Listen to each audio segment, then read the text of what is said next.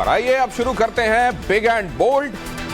Big and bold वो show जिसमें आप लगातार अभी तक तेजी के साथ रोलर कोस्टर तरीके से खबरों के विषय में जानते रहे हैं। पूरे दिन की खबरों का राउंड अप आपको मिलता रहा है।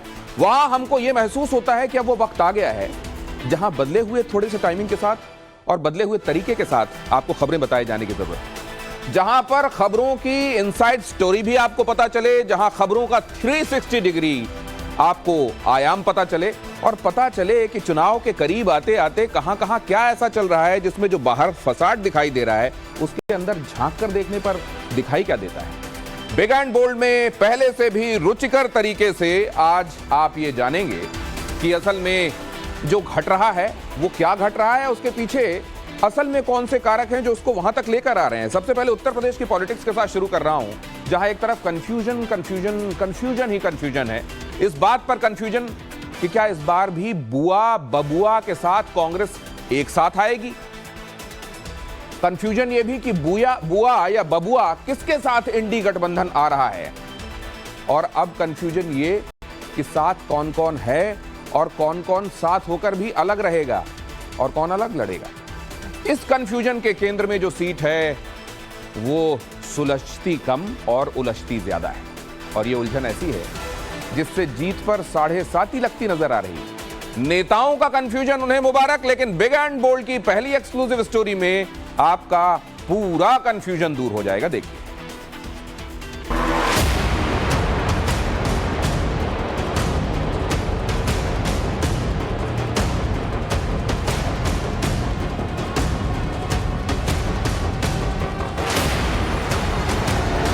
यूपी में 24 का डंका।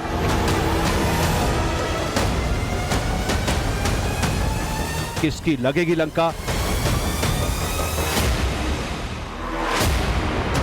मोदी योगी का तूफान।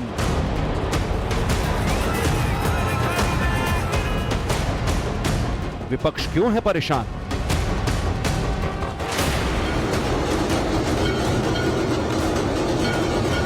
यूपी में एक तरफ राम की गूंज है तो दूसरी तरफ चुनावी डंका बज रहा है।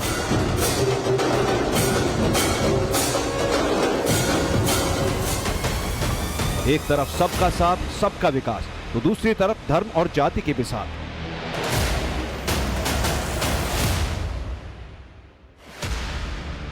कहते हैं कि यूपी जीता तो दिल्ली में जीत का डंका बजेगा। यूपी गया तो सब कुछ गया। यूपी से होकर दिल्ली तक जाने वाले आंकड़ों की सियासत में बीजेपी से लेकर पूरा विपक्ष डूब जाना चाहता है। सबकी नजर राज्य की 80 लोकसभा सीटों पर है। ये सीटें किसी भी पार्टी का दिल्ली में भविष्य तय करती हैं। यूपी ऐसा राज्य है जो 24 में गेम बना भी सकता है और बिगाड़ भी सकता है।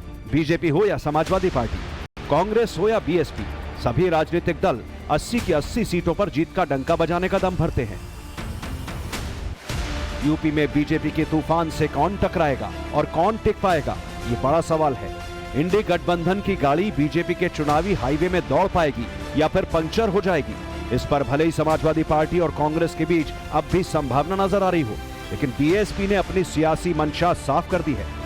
मायावती ने 24 के अग्नि पथ पर अकेले ही चलने का ऐलान कर दिया है। यानी बंगाल की तरह मायावती भी एकला चलो के सियासी सफर पर है। 2019 में बबुआ के साथ चुनावी मैदान में उतरी बुआ 2024 के शुरुआत में ही हमलावर हो गई हैं। सोशल मीडिया पर मायावती कैसे अखिलेश पर बरसी, अब ये देख लीजिए। मायावती ने कहा, समाजवादी पार्टी अति पिछड़ों के साथ साथ जबरदस्त दलित विरोधी पार्टी है। कोई ये ना पूछे इस पर कि फिर आपने पिछले चुनाव में सपा के साथ गठबंधन क्यों किया था। मायावती ने अपने ट्वीट में इसका जवाब भी दिया। मायावती ने कहा, बसपा ने पिछले आम चुनाव में सपा से गठबंधन करके इनके दलित विरोधी चाल चरित्र और चेहरे को थोड़ा बदलने का प्रयास किया, लेकिन चुनाव खत्म होने के बाद ही सपा फिर से अपने दलित विरोधी जातिवादी एजेंडे पर आ गई। मायावती ने अखिलेश पर दलित विरोध से लेकर जातिवाद की राजनीति करने का बाउंसर फेंक दिया है। बीएसपी के तरकश में जितने सियासी तीर थे वो मायावती ने एक एक कर सब चल दिए। इसके बाद बुआ के हमले से घायल बबुआ ने यह बताने की कोशिश की कि उन्हें तीर तो लगे हैं लेकिन वो घायल होने वाले नहीं। बीजेपी की होशियारी हम ही नहीं समझ पाया। बीजेपी होशियार पार्टी है, वो जो जवाब नहीं देना चाहती है कभी कभी दूसरे दलों को आगे करती है। 2019 में समाजवादी पार्टी और बसपा ने मिलकर लोकसभा चुनाव लड़ा। बुआ बबुआ की जोड़ी को गेम चेंजर बताया गया। लेकिन जब रिजल्ट आया तो बीजेपी के समीकरण के आगे विपक्ष के सारे दांव पेच धरे के धरे रह गए।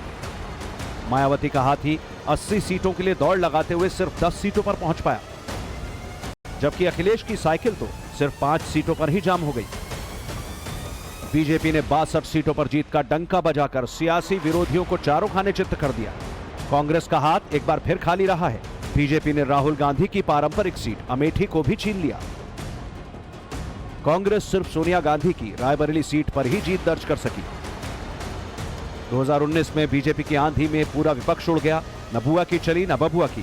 कांग्रेस तो अपने सियासी सफर के न्यूनतम स्तर पर पहुंच गई। बीजेपी को 49.98% वोट मिले, बीएसपी 19.43, एसपी 18.11 और कांग्रेस सिर्फ 6.36% यूपी की जनता का दिल जीत पाई। बीएसपी, एसपी और कांग्रेस मिलकर भी बीजेपी को छू नहीं पाई। बीजेपी को मिले 49.98% वोट के मुकाबले तीनों प्रमुख पार्टियों को सिर्फ 43.9% वोट मिले। दरअसल 2017 से पहले और बाद के यूपी की राजनीति का फर्क साफ दिखता है। 2019 और 22 में योगी के विकास मॉडल के आगे विपक्ष की एजेंडा पॉलिटिक्स पूरी तरह फ्लॉप हो गई। यह फर्क आंकड़ों में भी दिखता है, जिसे बीजेपी खूब दिखाती और भुनाती है। एक होकर के लड़े चाहे अलग अलग लड़े, भारतीय जनता पार्टी ने ही नहीं बल्कि देश की जनता ने तय कर लिया है कि हमें तीसरी बार माननीय नरेंद्र मोदी जी के नेतृत्व में सरकार चाहिए।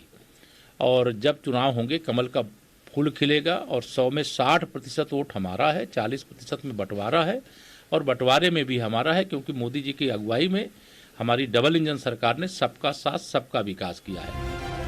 योगी सरकार ने भूमाफिया से 64,000 हेक्टेयर भूमि मुक्त कराई। इन जमीनों पर स्कूल, अस्पताल और गरीबों के आवास बन रहे हैं। यानी यूपी में योगी राज की गूंज आम जनता तक और तेजी से पहुंच रही है। यूपी राज में रोजगार का पहिया भी तेजी से घूमा। आज 56% आबादी के हाथ में काम है। साल 2021-22 में प्रदेश की जीएसडीपी में 16% से ज्यादा की बढ़ोतरी हुई, जबकि 2023-24 में जीएसडीपी को 19% बढ़ाने का लक्ष्य है। इसी लकीर के चलते अब योगी का टारगेट 2024 के लिए फिक्स हो चुका है। 24 में मोदी के नाम पर सबसे बड़ी चुनावी जीत का रिकॉर्ड बनाने का। इंडी गठबंधन को 2024 में यूपी के भीतर योगी मुंह तोड़ जवाब दे सकते हैं। वैसे भी 80 सीटों की बाजी पर डबल रिपोर्ट कार्ड है। मोदी के 9 साल का कामकाज और योगी का अपना 6 साल का रिपोर्ट कार्ड। मैंने कहा ना 14, 17, 19, 22 और फिर चिंता मत करो 24 में खाता भी नहीं खुलने वाला है।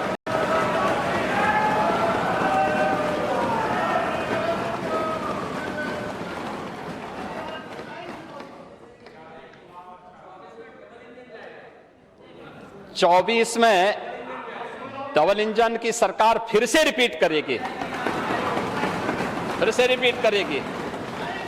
और मैं फिर इस बात को कहता हूं, मैं तो फिर से कह सकता हूं कि चच्चो अभी से रास्ता तय कर लो अपना। अब तो योगी का डंका सिर्फ यूपी में ही नहीं, देश और दुनिया में भी बज रहा है। योगी मॉडल की चर्चा दुनिया भर में होती है। 2023 कई मायनों में यूपी के लिए नए कीर्तिमान स्थापित करने वाला साल रहा। एक और जहां केंद्र और प्रदेश की तमाम जन कल्याणकारी योजनाओं में यूपी जहां प्रथम पायदान पर रहा, तो वहीं पर्यटन के क्षेत्र में भी योगी ने झंडे गाड़े। 2023 में जनवरी से लेकर सितंबर तक यूपी ने करीब 32 करोड़ टूरिस्टों को अपनी ओर खींचा। इन 9 महीनों में सबसे ज्यादा 8 करोड़ 42 लाख सैलानी वाराणसी पहुंचे। काशी के बाद सबसे ज्यादा टूरिस्ट प्रयागराज पहुंचे। यह आंकड़ा करीब 4.5 करोड़ है। 2 करोड़ से ज्यादा टूरिस्टों ने राम की नगरी अयोध्या की सैर की। पहले यूपी में आने से लोग डरते थे, लेकिन अब यूपी में आने वालों का तांता लगा हुआ है। ये आंकड़े और 2024 में मोदी और योगी की जोड़ी का विपक्ष के पास फिलहाल कोई तोड़ नहीं दिखता।